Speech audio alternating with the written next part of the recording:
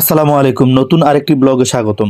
আজকে আপনাদের মাঝে অন্যরকম একটা ভিডিও নিয়ে চলে আসলাম। আজকের ভিডিওতে তুলে ধরবো ডিম এবং টমেটোর মিশ্রণে অসম্ভব সুন্দর একটা ভর্তার রেসিপি। প্রথমে কিছু কাঁচামরিচ কেটে স্লাইস করে সুন্দর করে তেল দিয়ে কড়াইয়ের মধ্যে ভেজে নিব।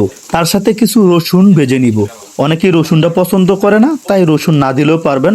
আমার রসুনটা পছন্দ, তাই ভর্তার মধ্যে আমরা রসুন দিয়ে নিব। রসুনটা যখন ভাজা ভাজা হয়ে যাবে তখন উঠিয়ে আমরা পেঁয়াজ কুচিগুলো দিয়ে খুব সুন্দরভাবে পেঁয়াজ কুচিগুলো ভেজে নিব। পেঁয়াজটা আমরা কিছুটা সময় ভেজে নিব যতক্ষণ একটা বাদামি কালার রং না আসবে। ভাজা হয়ে গেলে পেঁয়াজটা উঠিয়ে নিব। বেশিক্ষণ রাখবো না, কারণ বেশিক্ষণ রাখলে পেঁয়াজটা পুড়ে যেতে পারে, যার কারণে ভর্তাটা তিতা লাগতে পারে। এই জন্য পরিমাণ মতোই ভেজে নিব।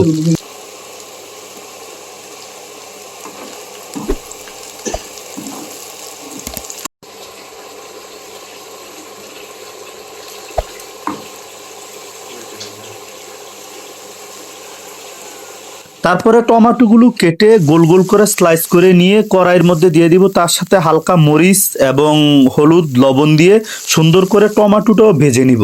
তার সাথে কিছু শুকনো মরিচ কড়াইয়ের মধ্যে দিয়ে ভেজে নিব, কারণ ভর্তার মধ্যে শুকনো মরিচ না হলে ভর্তাটা ভালো একটা স্বাদ হয় না।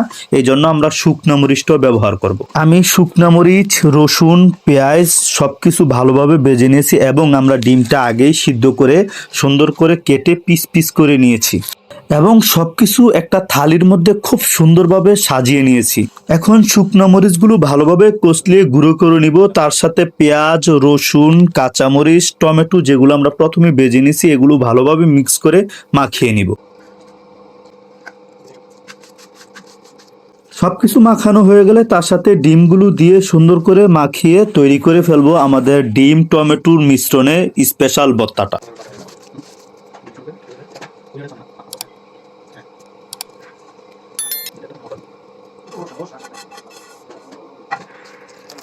বন্ধুরা, এমন ইন্টারেস্টিং ভিডিও পেতে আমার চ্যানেলটা সাবস্ক্রাইব করে দিয়ে বেল আইকনটা ক্লিক করে দিয়ে রাখবেন।